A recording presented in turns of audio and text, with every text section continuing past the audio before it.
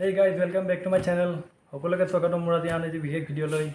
আজিৰ ভিডিঅ'টো বহুত ইণ্টাৰেষ্টিং হ'বলৈ গৈ আছে কাৰণ আজি মই বনাবলৈ গৈ আছোঁ ভকুৱা মাছৰ আঞ্জা আৰু লোকেল ভকুৱা মাছৰ আঞ্জা বনাম আৰু খাই চাম কেনেকুৱা হয়। তেন্তে বলক বেছি দেৰি নকৰাকৈ ভিডিঅ'টো আৰম্ভ কৰোঁ। প্ৰথমতে মাছখিনি ভালকৈ ধুই লৈছোঁ। এতিয়া নিমখ আৰু ৰং গুড়া দিম। তাৰপিছত ভালকৈ মেৰিনেট কৰি ল'ম মাছখিনি।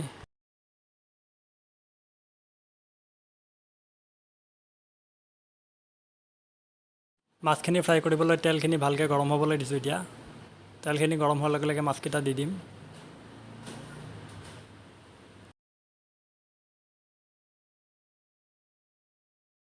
এটা ছাইড সিজাৰ পিছত এতিয়া আনটো ছাইড ফ্ৰাই কৰি ল'ম।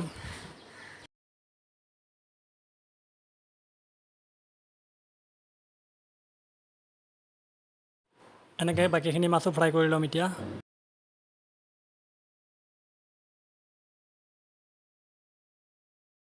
মাছকেইটা ফ্ৰাই হৈ গ'ল। এতিয়া আঞ্জাখন বনাম। মাছৰ আঞ্জা বনাবলৈ এটা পিঁয়াজ কাটি লৈছোঁ, 250 গ্ৰামমান বিলাহী, 3টা ডাঙৰ চাইজৰ জলকীয়া, 3টা মিডিয়াম চাইজৰ আলুকেইটা মই দালিত বইল কৰি লৈছোঁ।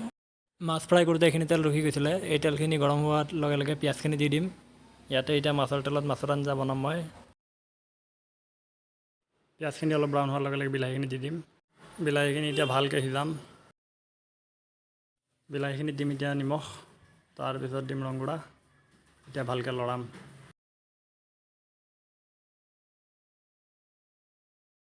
এতিয়া 2-3 মিনিটৰ কাৰণে ঢাকনা মাৰি ৰাখি দিম। জলকীয়াকেইটা দিবলৈ পাহৰি গৈছিলোঁ, একো নাই এতিয়া দি দিম। জলকীয়াকেইটা এতিয়া বিলাহীখিনিত দি দিম। তাৰপিছত 2 চামুচ জিৰা দিম। তাৰপিছত ভালকৈ লৰাম। এতিয়া ভালকৈ সিজাই ল'ম।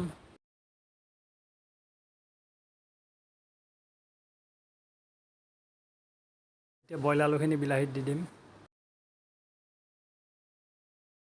আলুখিনি এতিয়া ভালকৈ মিক্স কৰি ল'ম।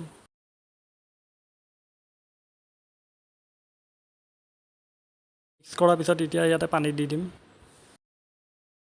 3 মিনিটমানৰ কাৰণে ঢাকনা দি দিম। 3 মিনিট হোৱাৰ পিছত ইয়াতে ঢাকনাটো খুলি কিনি মই মাছকেইটা দি দিম।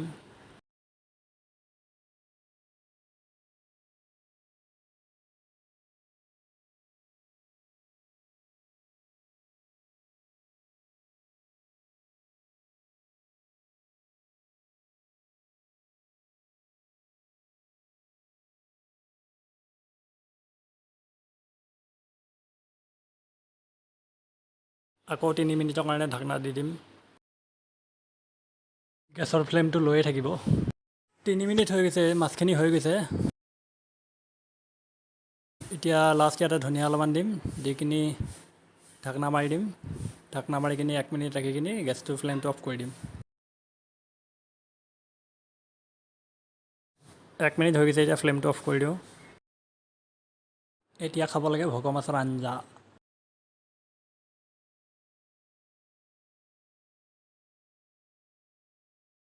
তেন্তে দেখিলে কিমান কম সময়তে কিমান ইজিলি মাছৰ আঞ্জা বনাই দিলোঁ আৰু খাই খুব ভাল লাগিছিলে। আৰু আগলৈ যদি এনেকুৱা ভিডিঅ' চাই থাকিব বিচাৰে তেনেহ'লে মোৰ চেনেলটো লাইক, কমেণ্ট, শ্বেয়াৰ, ছাবস্ক্ৰাইব কৰি দিব। থেংক ইউ, ধন্যবাদ।